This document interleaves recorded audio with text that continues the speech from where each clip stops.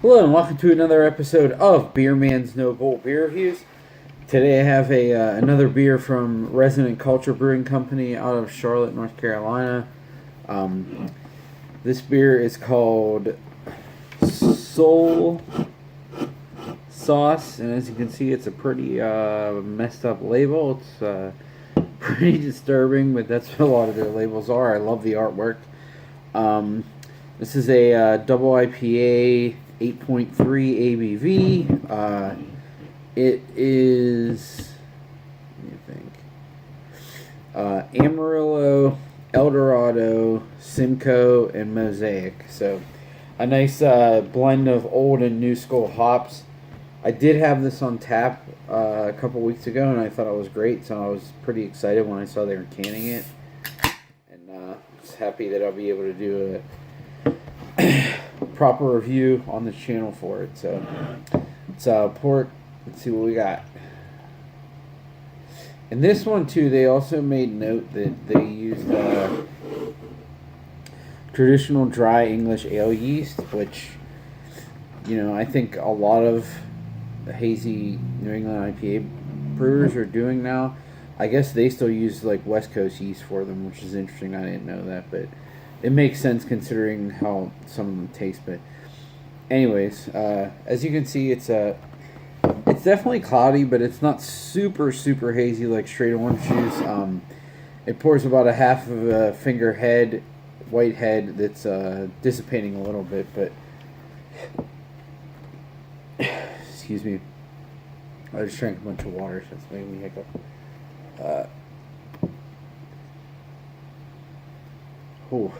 So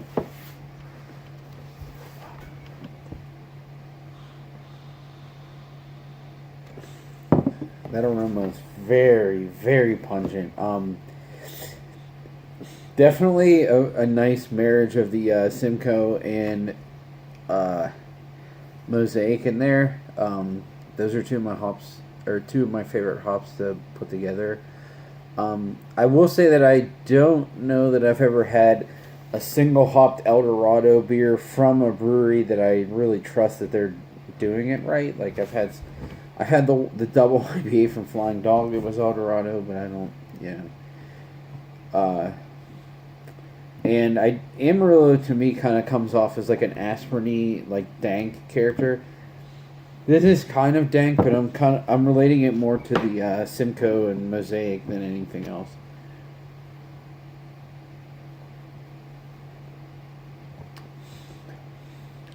Oh yeah. So I'm pretty sure already on this channel I did Thunderstud, which I really thought was great, and I thought up until that point it might have even been the best IPA that they've done. And then I drank it side by side at the brewery with this, and I thought this blew it out of the water. And I won't say that this blows it out of the water. I don't know that in the can right now it's quite as good as I remember being on tap, but it is very good. And this might be my favorite of their beers. Well, of their IPAs, I should say.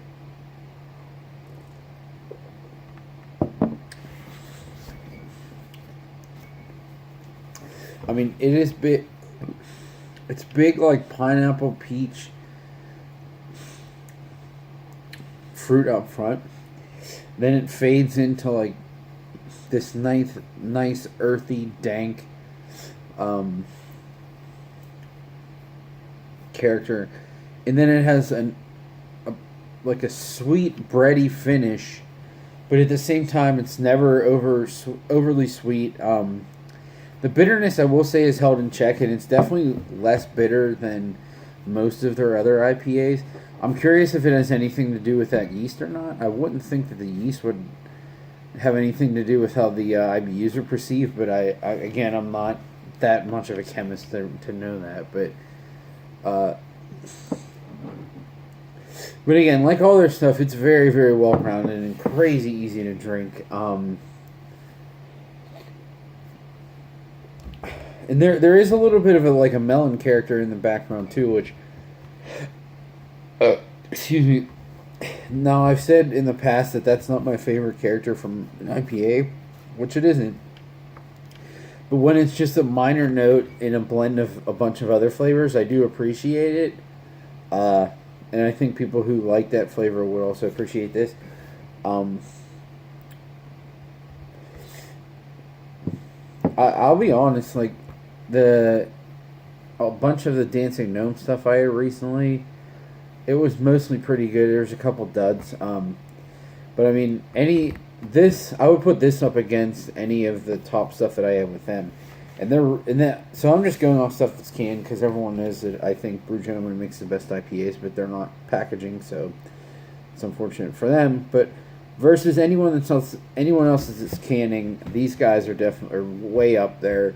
No one knows about them outside of Charlotte. It seems like, which is fine with me, because I want to be able to go there 4 hours after they open and still buy the cans. I don't want to have to freaking wait in line like I would at Brew Jam or at Dancing Gnome.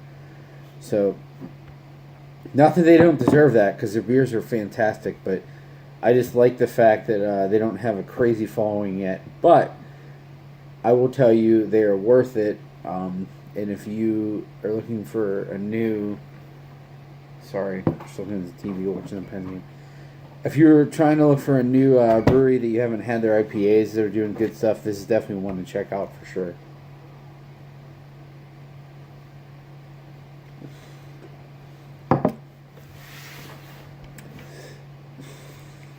I mean, it's just super well rounded all around.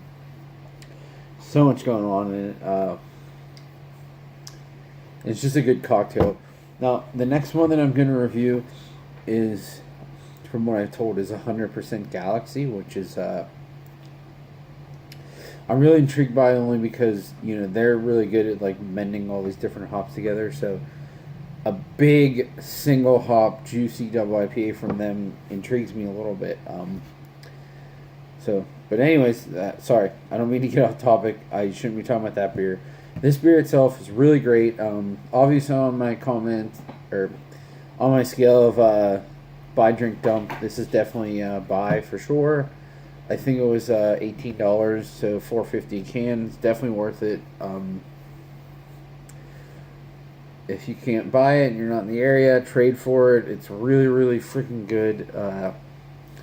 I've been trying to stay away from the IPAs recently because you just feel so coerced to drink them really quickly. But when they put out new stuff, I almost feel like it's impossible for me not to buy because, one, I want to do a review on here to show how good they are, and two, I just really want to drink their stuff because I don't think there's many other breweries that are doing IPAs as well as they are. So, yeah, that's what I got on this guy. Definitely buy.